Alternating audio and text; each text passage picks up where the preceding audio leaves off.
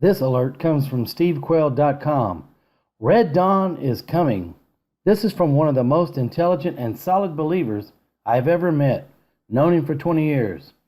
He writes, Steve, and what happens if Obrador decides to use these troops for another purpose, such as being a part of the invasion force at the southern border?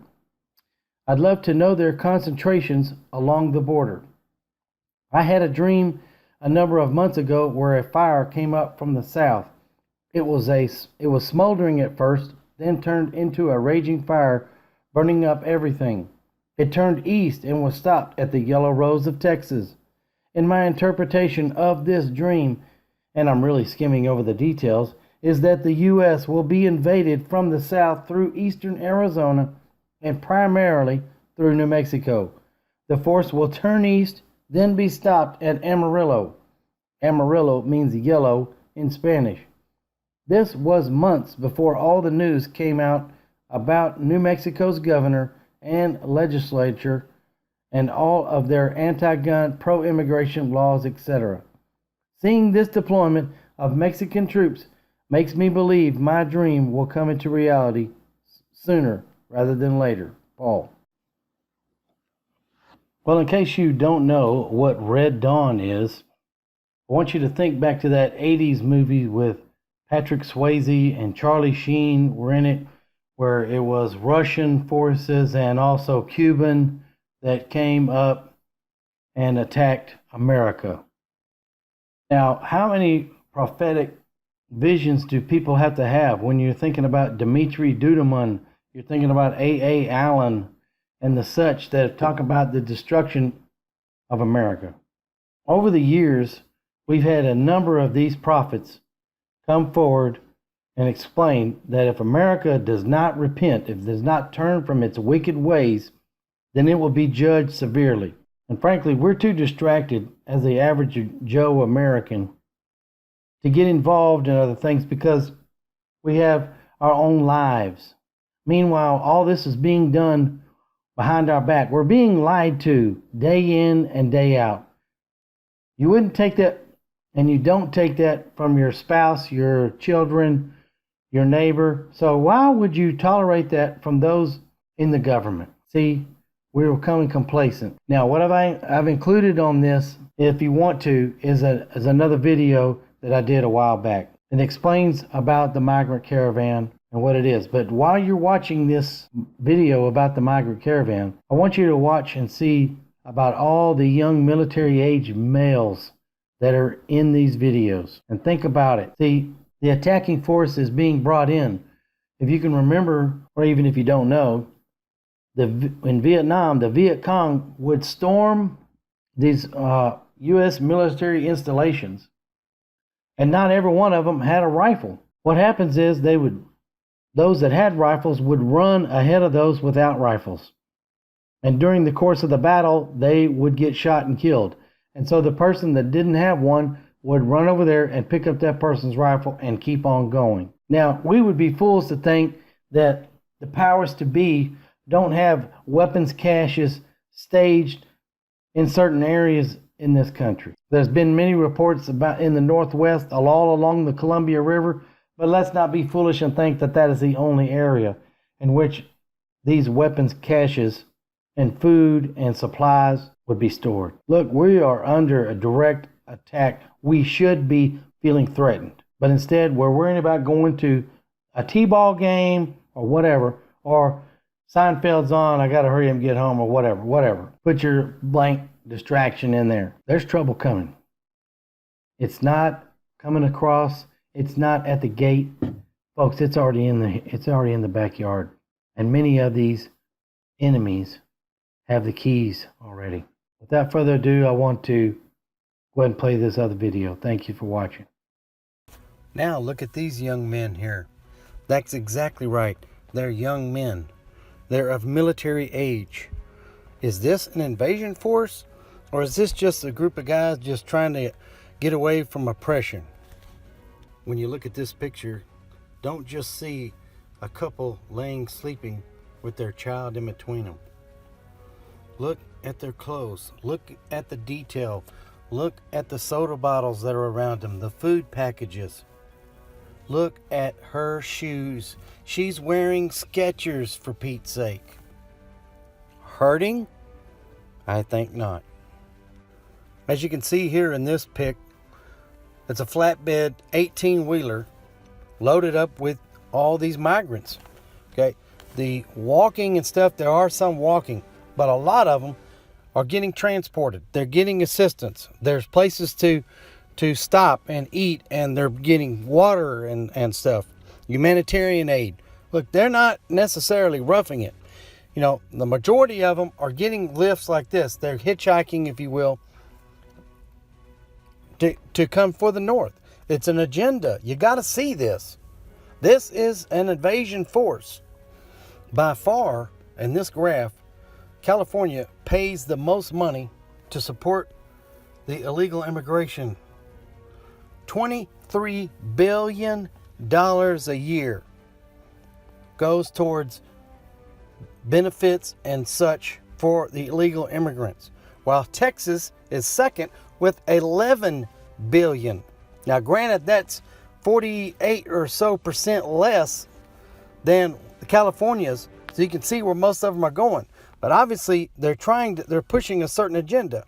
So Arizona is 2.3 billion, and New Mexico is 1-something billion. So the point is that, look, this is costing you, the taxpayer, so much more money, in not only in welfare, food stamps, all this government aid, but also in health care. They come here with zero money for health care. Okay, as a citizen, you don't even get free health care. You don't. But we're providing that for these people coming illegally across the border. So who wouldn't want to come here?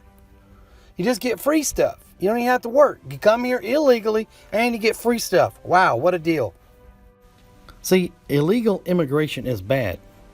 And it's bad for many reasons. It's bad because these illegal immigrants, when they come into the country, they're not vetted.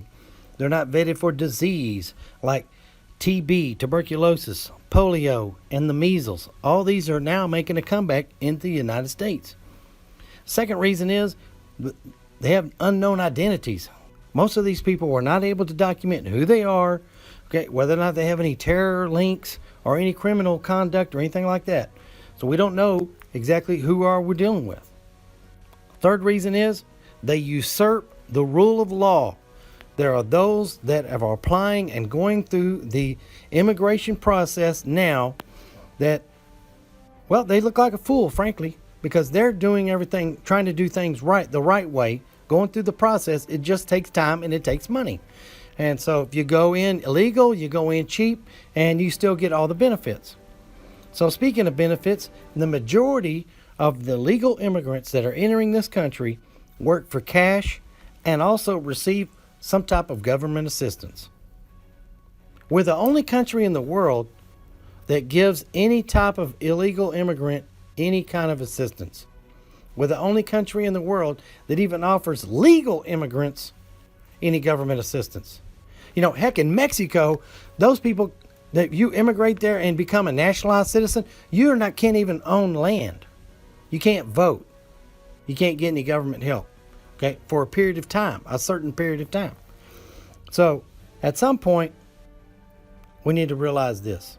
The fifth and final reason is generally these folks have no real job skills. Now, sure, some of them learn how to do bricklaying. They learn how to work out there on the highway, pouring asphalt, okay, concrete work, that kind of stuff, working on cars, all that kind of stuff, okay? But they're not certified in anything. That's OJT. That's being trained. Now I want to show you some reasons why I support legal immigration. One, if they come in with diseases, these people can be screened, and a lot of times they can be treated so they don't come out. They can be quarantined until we can take care of those diseases, get them under control. Two, we are able to identify them through a fingerprint system or some other type of facial recognition system, whether or not they have terror links or criminal past. 3, they do not usurp the rule of law. They understand that we are a country of laws, of fundamentals, and rights. And so you follow this process, and you're rewarded with citizenship. 4, they learn more about this country than most Americans really do. The tests that they have to take, they have to learn English, to speak English. See, we've accommodated our illegal immigrants over the last 50 years, I'd say, by capitulating to, well, now when you call in to pay a bill on the phone or whatever, you just push 1 for English. Why is that? We are an English-speaking country. That is our primary language, and that's all it is. If you come into this country, you need to be prepared to learn how to speak English, not expect us to speak your language. And 5, a majority of these legal immigrants are small business owners. They are hard workers. They pay their taxes, they pay their dues, and they support themselves. And they're hardworking and committed to doing things because they've done all the homework. By adopting the policy of America first, and not because of President Trump, that's his thing, but because that is what's going to sustain the American way of life. If we continue to allow the influx of citizens from other countries to come in here without going through the legal status, without observing the rule of law, how do we expect them to be law-abiding citizens or even law-abiding persons? If all they've done is jive the system, then they're going to just continue to jive the system. Anyway, we're already at 8.5 minutes. I don't want to take up any more of your time. Okay? But the thing is, look, you got to get involved. You have to get educated. You have to learn the facts. You have to learn what's going on. Okay? Not just listening to Fox News or MSNBC or CBS. Okay? Or going on a couple of websites and looking at stuff. You need to really dedicate yourself to getting down here and finding out the facts. And remember, emotions will betray you. Have a good day.